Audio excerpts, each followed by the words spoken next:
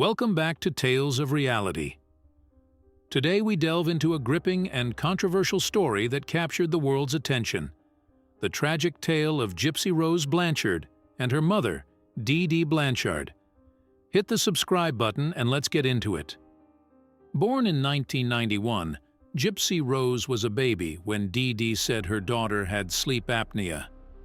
Dee Dee stated that Gypsy needed a wheelchair and a feeding tube when she was 8 years old, and that she had muscular dystrophy and leukemia.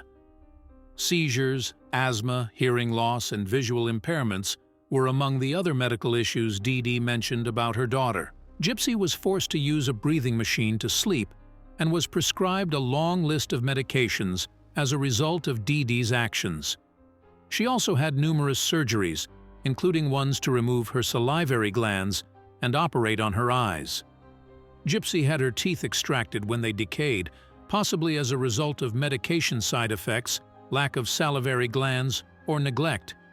In actuality, however, Gypsy was cancer-free, able to walk, and did not require a feeding tube. Her head was bald only because her mother shaved off her hair. According to experts, Dee Dee suffered from a mental illness known as Munchausen syndrome by proxy, which caused her to invent her daughter's illness in order to get sympathy and attention for caring for a sick child. Gypsy's diagnoses were frequently contradicted by test results, but Dee Dee would no longer see any doctors who cast doubt on her daughter's conditions. And a lot of Dee Dee's caregivers followed her wishes. Having completed some nursing training, she was able to precisely describe Gypsy's symptoms and occasionally administered medication to mimic specific conditions. Dee Dee told Gypsy not to divulge any information during their visits when she was old enough to speak, and she was always the one who told Gypsy's fictitious medical history. Dee Dee told Gypsy's father, Rod Blanchard, that their daughter had a chromosomal disorder that had led to her many health issues. He complimented Dee Dee for her devoted care. When some of Dee Dee's family noticed that Gypsy didn't seem to need a wheelchair and asked questions, Dee Dee and Gypsy moved away. In 2005, Dee Dee and Gypsy moved from Louisiana to Missouri with help from the government, claiming to be victims of Hurricane Katrina. There, Dee Dee carried Gypsy to more doctor's appointments. She also used Hurricane Katrina as an excuse for Gypsy's missed medical files. Gypsy and Dee Dee moved into a new house in Springfield, Missouri in 2008. It was built by Habitat for Humanity. It was pink, and it had a wheelchair ramp. It is the perfect town, the perfect place. It took something like a hurricane to make us have a happy ending. They also received benefits that included charity-sponsored trips to Disney World and concerts. At the age of 14, Gypsy visited a neurologist who eventually concluded that she was a victim of Munchausen syndrome by proxy. But the doctor never informed the authorities of her case. He expressed in later interviews his opinion that there wasn't enough data to take any action. An anonymous report to the authorities in 2009 claimed that there was no medical basis for Dee Dee's claims of Gypsy's ailments. As a result, 2 caseworkers came to their house, but Dee Dee convinced them that everything was fine. Dee Dee started lying to Gypsy about her age as she grew older. She even changed the dates on Gypsy's birth certificate to make her daughter appear younger. Still, Gypsy was getting more difficult for Dee Dee to control.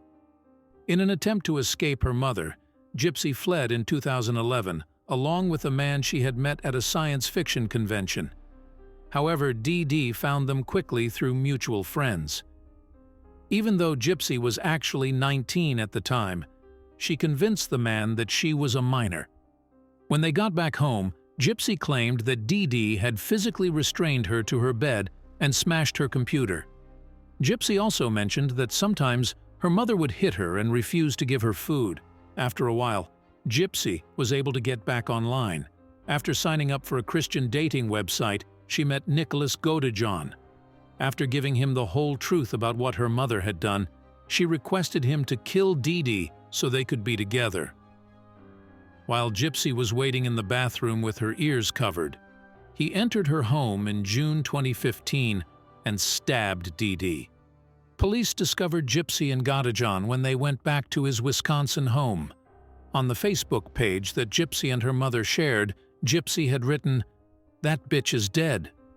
She later explained she made the posts because she wanted her mother's body to be discovered. After Dee Dee's murder, many people who'd known Gypsy wondered why she had gone so far as to kill her. She could have easily stood up in public and exposed Dee Dee's lies because she was able to walk. Gypsy, though, had been trained to believe that nobody would take her seriously. She explained, "I couldn't just jump out of the wheelchair because I was afraid and I didn't know what my mother would do. I didn't have anyone to trust." Gypsy's mother had controlled and watched over her all of her life. She wasn't even allowed to go to school. Gypsy had normal intelligence, but Dee Dee claimed her daughter had a 7-year-old mental age.